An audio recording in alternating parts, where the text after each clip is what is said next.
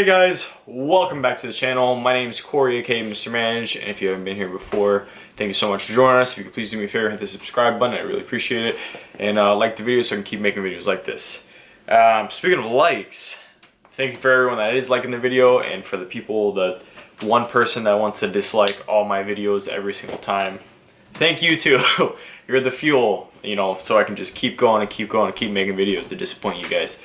Which makes no sense to me. I've never watched a video in my life on YouTube that I dislike. I mean, if I don't like the video, I just move on. Like, I'm not going to give it a dislike. I mean, unless you're posting, like, something that's totally inappropriate or something like that. Like, I never dislike a video. So, I don't know what the people disliking my videos dislike about them. I mean, if you don't like them that much, you don't have to watch. But anyways, thank you guys so much for watching.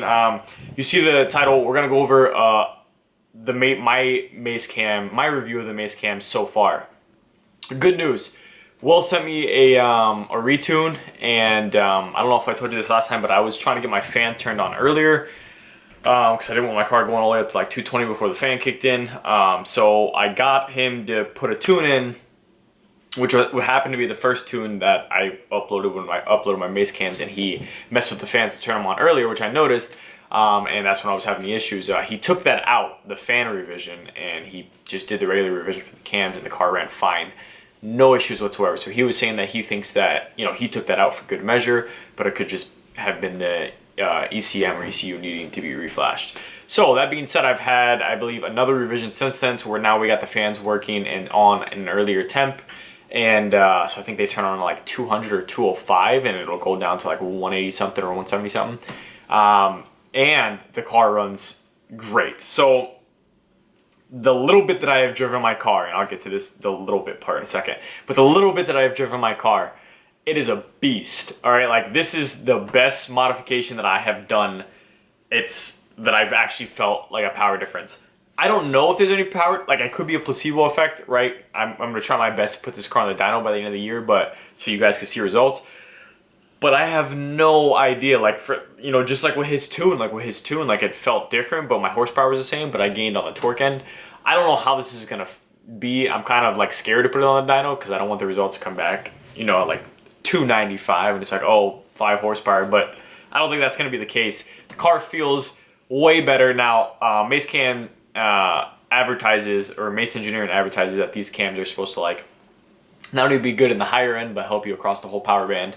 I can agree with that, I guess, for the most part. I think in the low, like, if you're in a higher gear, you really got to downshift, you know, pretty good, or a couple of gears to get the power out of it, as you would the regular ones. But I do feel like coming from the bottom up, I think it's great. You know what I mean? Like, if I'm in second gear and, you know, I want to get on it at a lower speed, or even in third gear, which third gear for our manual cars, you know, you guys know it sucks. So that, you know, if you get on it on the way up the gears, it's great. But like, if I'm downshifting, I feel like it really takes a lot. Like, you know, instead of going from like 5th to 4th, you know, just at the beginning of 5th and going to 4th and seeing if I can get some, I should go to 3rd now with the cams. I feel like if I go to 3rd, that's where I really get some power. It's hard to explain. If you drive a manual, maybe you'll understand. But then again, you know, that was kind of like the first revision he sent me. So as he's been sending me stuff, I feel like the car is starting to feel better across the whole band, and it definitely does. I just think that it's not the same as, I don't know, maybe the first revision he gave me with it as it does now. The first revision, I felt a little sluggish in the lower gears, but still better than it was before. I don't know how to explain that. I guess I was expecting more, maybe. But as the car stands right now, with revisions from Will and the Mace Cams, the car feels great in all of the power band. Let's just put it at that. Especially at the higher end too.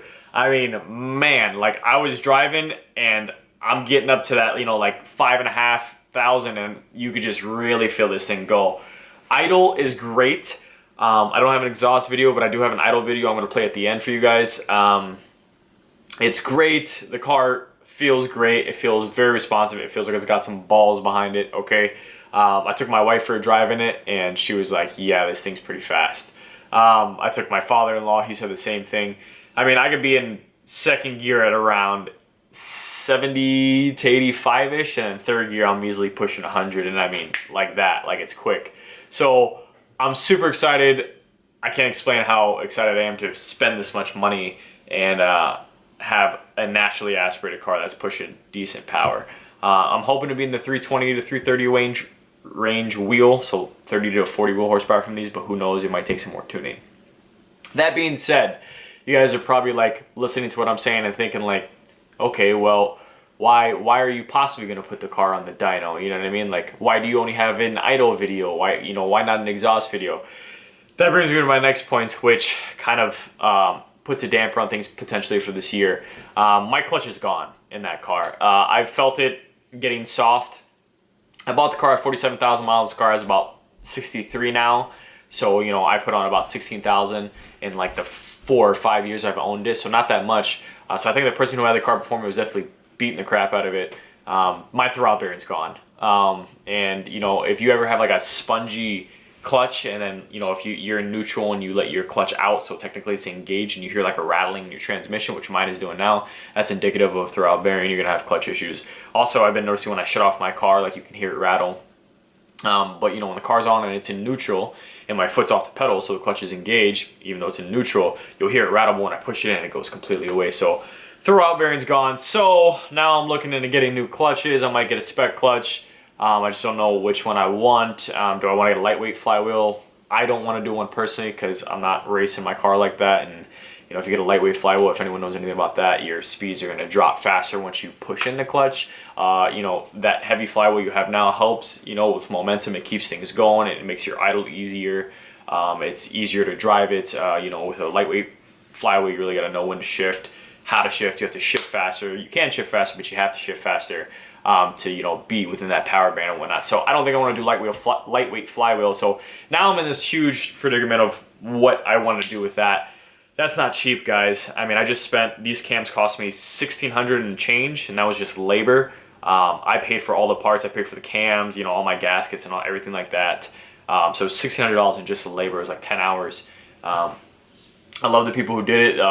If you're in Wisconsin, it was Paulman and Kenosha. They did it. That's where I actually bought my car from. Ironically, I ended up going back there because they were the only dealership that would do it. And the car came out great. Other than the hiccups with Will's Tune, which wasn't them, it was beautiful. It was fine. So it's really expensive, and then this clutch is going to cost me maybe around $2,000, and that's with getting the clutch. And then I'm going to get a new slave cylinder while I'm at it, which comes with a throwout bearing. If you're there, you may as well do this. So if you guys do have to replace your own clutch in the future, think about it. If you're there and you're paying all this money for labor, get your slave cylinder replaced. Your throwout bearing is going to come with that. Get all that replaced. Just get it done because you're already there. So that's why I did my timing chain. I didn't have to do it. He said my timing chain looked great, but I still did it because I was there, and it's beneficial to say, hey, my timing chain was changed at 62,000 miles. That's brand new. I don't even have to think about having a stretch timing chain, especially with cams. So that put a damper on things. So now I'm running into the issue of, do I put my car on the dyno with a messed up clutch? It also makes me wonder, when I got Will's Tune, if my clutch was slipping, because the guy was saying like it kind of like was dropping off abruptly. So I wonder if it was already worn and that at the end it was slipping, because now when I drive it, if I get on it, there's points where it stays, and it's because my clutch is slipping. And you could, again, if anyone drives a manual and has had a slipping clutch, you know exactly what it feels like. I have on a bike. Your RPMs will be steady at one point, and then in a second it'll go and it'll just go, and it's because your clutch is slipping. Your transmissions, your flywheel's spinning, but if it's slipping on your clutch and it's not actually going, your RPMs are, if your clutch is slipping, if they're not together and one's spinning faster than the other, it's going to make your RPMs are going to go up, because your revolutions are going to go up just because it's not together. You know what I mean? There's nothing that's holding it down. The wheels are slowing your transmission down. That's why if you push the clutch in, your RPMs will drop, but if you let go of the clutch, it comes back up because it's going to follow the revolutions of what your wheel's doing. So, or what the tranny. I'll try to make it as clear as possible. If your engine's spinning at 4,000 RPMs, and we'll call it 6,000, because your clutch is typically going to slip at a higher RPM because your flywheel is moving faster, correct? Yes, I'm not asking the question. So it's going to happen. And it would happen on my bike all the time. So if my flywheel is moving at 6,000 revolutions a minute, because that's what the engine is doing, it's making that thing spin at 6,000 revolutions per minute, your RPMs, and you let go of the clutch, which means you're engaging the clutch, that friction plate's gonna grab And as this is spinning, it's gonna grab and slowly start to spin with it. So like imagine this is your flywheel, right? And then your clutch comes in and then it goes slowly and then till they're on like the same pace, right? Now, that's why when you downshift, if you let go of that clutch, your RPM will spike and the car will like slow down, because once the friction plate grabs and the clutch is engaged, one can't go faster than the other if you have a good clutch. It's gonna match the speed of what your wheels are doing, which is why you have heel to toe and stuff like that, where if you step on the brake, your clutch is in, you blip, you give it some gas, so then your engine RPMs are up, so that when you let go of the clutch, since the wheels are already moving at that equivalent speed of 6,000 RPMs, when you let go of the clutch, it's not an abrupt, like, you know, you don't feel it as much because you're matching it. It's called rev matching. So essentially, if you have a worn clutch and your flywheel is spinning at 6,000 RPMs and the clutch is engaged at this point and you're going, and that friction material and that friction plate is garbage and it's worn, once you're at 6,000 revolutions a minute, it's possible that that clutch is no longer gonna be with it and that it might like stop. So say it stops temporarily. Right there is a slip.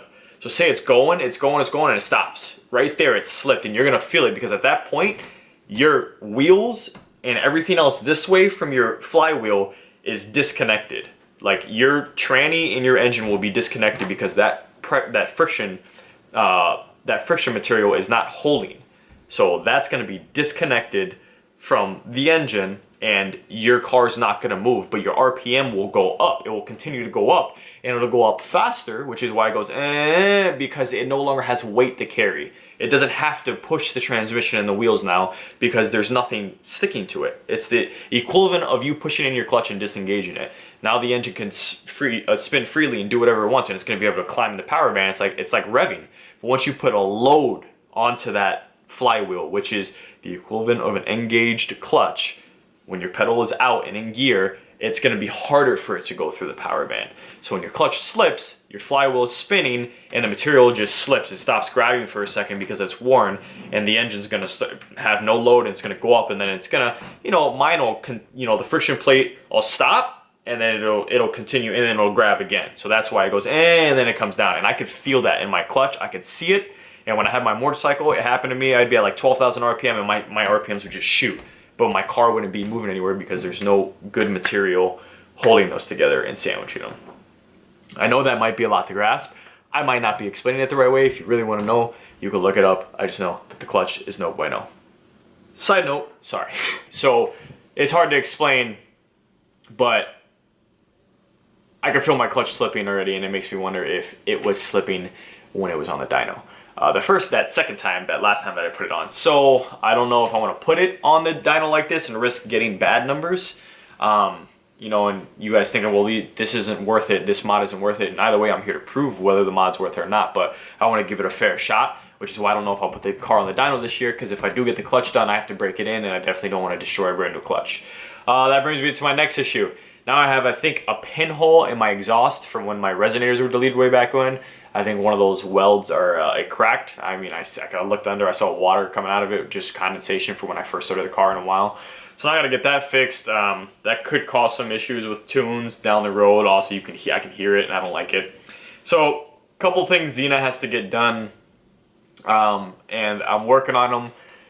It's costing me a lot of money, guys, so just be patient. So I'm doing the best I can to give you the review on the cams when I drove them, and just this little bit of time that I've had to experience them has been great, all right? I love them. I do not regret it at all. I would 100%, if someone asked me, I'd say get cams. Like, it's great for these cars. It's very unique. Everyone I tell I have cams are like, what? And I'm like, yeah, I know, it's not really heard of, especially on the LFX. So I love it. I think it's great. I would highly, highly recommend it. And as far as future stuff for the channel goes, give me a break, give me a chance here. I got to catch up on some stuff at home still, and then, this is a lot of money, guys. I'm putting in the time, I'm putting in the overtime. I mean, it's like 10 o'clock at night now, and I'm tired, but I'm making this video for you guys. I'm working as much as I can to get the money to do this stuff, but I'm just saying you might not get your results this year as far as dyno goes, but just know you will get them next year. And I'm really pushing to have them done this year. I still have to wait for Will to send me revisions to see if we're even done and it's ready to be on the dyno. And then we also have emissions in Wisconsin. I got to get my car tested. I just uploaded a tune, so I had to erase my code. So I have to wait till all the data, the gates and all that stuff to check the checks go through, and I keep getting rejected because my checks aren't all the way done, and I can't do my checks unless I drive the car, and I don't want to drive the car because the clutch sucks. It's a nightmare for me right now. So, but that has nothing to do with the cams. So don't think that, oh, I put in the cams and the clutch is gone. The clutch was already gone. I'm telling you that now. I don't talk about that because it's normal wear and tear, but I'm telling you now the clutch is gone. And just in case you have indications of your clutch going, I'm telling you that that's why I'm having issues, and why I might not be able to post this content. I'm not telling you because the Mace cams caused it, nor did the Mace cams cause an exhaust leak. That's just part of the game.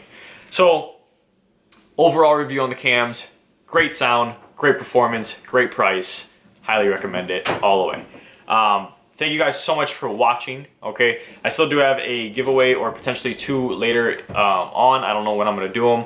I'm sorting through stuff still because I'm still unpacking my house. So again, thank you for watching the videos. Thank you for all the love and support. And if it's your first time, guys, here and you like the video, give me a thumbs up, hit that subscribe button.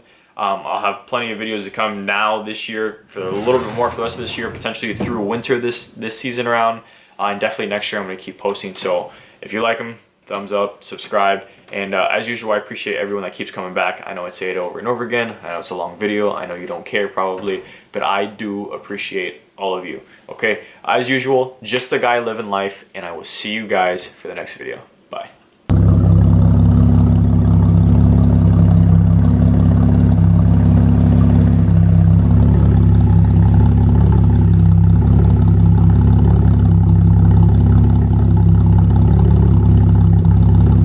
See how every once in a while it has like a little bit of like a chop?